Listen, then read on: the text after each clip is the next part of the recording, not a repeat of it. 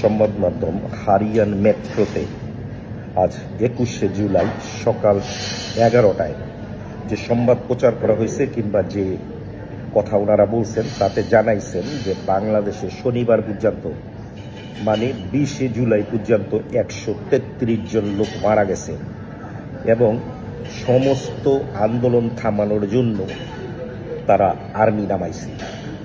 আমার কথা হইতেছে যারা বিভিন্ন জায়গায় বলতেছে যে আন্দোলন থাইমা গেছে, বিভিন্ন জায়গায় আর্মি নামানোর পরে আন্দোলন দমন হয়ে গেছে, তাদের উদ্দেশ্যে বলতে চাই তাইলে কি মেট্রো হারিয়ানে, মালয়েশিয়ার যে মেট্রো হারিয়ান, ওনারা কি মিথ্যা কথা বলতেছে যে ১৩৩ জন মানুষ শনিবার পর্যন্ত মারা গেছে?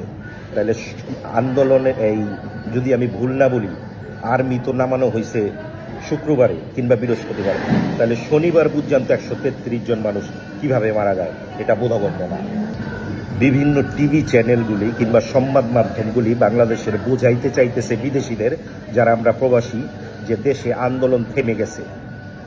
আন্দোলন যদি থেমে যায় তাহলে শনিবারে ১৩৩ জন, শনিবার পর্যন্ত ১৩৩ জন কিভাবে মারা যায়? তাইলে কি হারিয়ান মেট্রো মিথ্যে সংবাদ প্রচার করতেছে, না আপনারা যারা দেশের সংবাদ মাধ্যমগুলি আছে তারা মিথ্যা সংবাদ প্রচার করতেছেন? সাথে আরেকটা কথা বলতে চাই, এখানে যারা মালয়েশিয়াতে বাংলাদেশি সাংবাদিক আছেন, আপনাদের কাছে তো সংবাদ আছে কিন্তু আপনারা প্রচার করবেন না। কেন করবেন না সেটাও আমি জানি, কারণ আপনাদের প্রচার করলে ঘাড়ে গর্দানে খাইতে হইব, এই কারণে আপনারা প্রচার করবেন না। যাই হোক, আমি এখানে আরেকটা কথা বলতে চাই, যদি আন্দোলন থেমেই গিয়ে থাকে তাহলে ইন্টারনেট ব্যবস্থা এখনো বন্ধ কেন? লক্ষ লক্ষ প্রবাসী তাদের আত্মীয় স্বজনের সাথে কন্ট্যাক্ট করতে পারতেছে না। আজকে রবিবার, শুক্রবারে মানুষ কল করে বাংলাদেশে, বাবা মার সাথে কথা বলে, ভাই বেরাদরের সাথে কথা বলে, তাদের সমস্ত কিছুই বন্ধ করে দেওয়া হয়েছে। পৃথিবীর বিভিন্ন জায়গায় লক্ষ কোটি প্রবাসী আছে।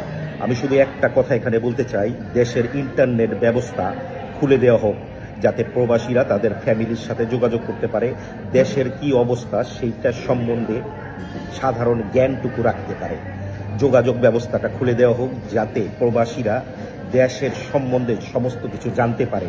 এভাবে ইন্টারনেট সোশ্যাল মিডিয়া সব কিছু বন্ধ করে দিয়ে আপনারা যা করতেছেন সেটা নিতান্তই অন্যায় করতেছেন। প্রবাসীদের সাথেও, শুধু বাংলাদেশের জনগণের সাথে করতেছেন, দেশে যারা আছে তাদের সাথে না।